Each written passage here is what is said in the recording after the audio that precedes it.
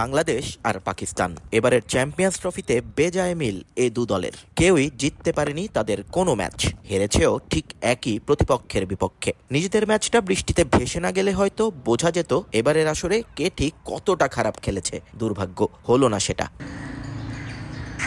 তবে মিলের কোনো কমতি নেই দু দলের মধ্যে। শুধু ক্রিকেটার নয়, দুই বোর্ডের মাঝেও দারুণ মিল। এই যেমন চ্যাম্পিয়ন্স ট্রফির হারের পোস্টমর্টেম করতে ইতোমধ্যে একটা বিশেষ মিটিং ডেকেছেন বিসিবি প্রেসিডেন্ট ফারুক আহমেদ। সোমবারের সে বৈঠকে বোর্ড পরিচালকদের নিয়ে ব্যর্থতার কারণ খুঁজবেন তিনি। হেড কোচ, স্পিন কোচ, সহকারী কোচদের ভবিষ্যৎ চুক্তিও ঠিকঠাক হওয়ার কথা সেখানে।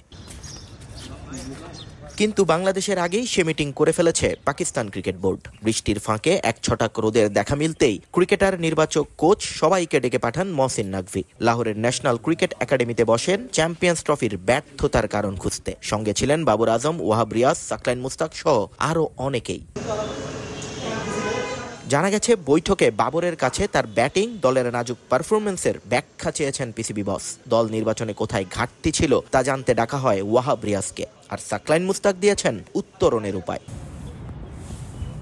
পিসিবি বা বিসিবি দুই বোর্ডের জন্যই এ ধরনের বৈঠক নতুন কোনো বিষয় নয়। একটা করে আইসিসির ইভেন্ট যায় আর তারা মিটিং করেন হারের কারণ খুঁজতে। তদন্ত শেষ না হতেই শুরু হয়ে যায় আরও একটা ইভেন্ট। তখন সব কিছু ভুলে যান সবাই। এরপর আবারও বসে বৈঠক, শুধু দেখা যায় না কোনো ফলাফল।